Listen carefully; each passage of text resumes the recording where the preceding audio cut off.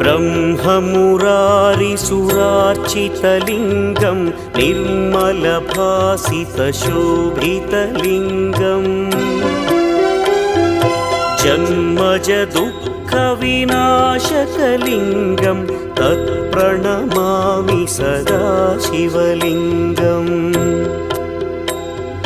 देवमुनिप्रवरार्चितलिङ्गं कामदहन करुणाकरलिङ्गम्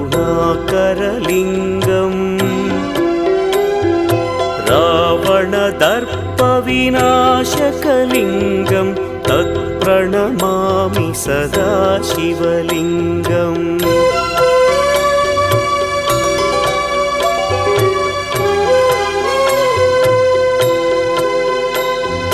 सर्वसुगन्धसुलेपितलिङ्गं बुद्धिविवर्धकलिङ्गम्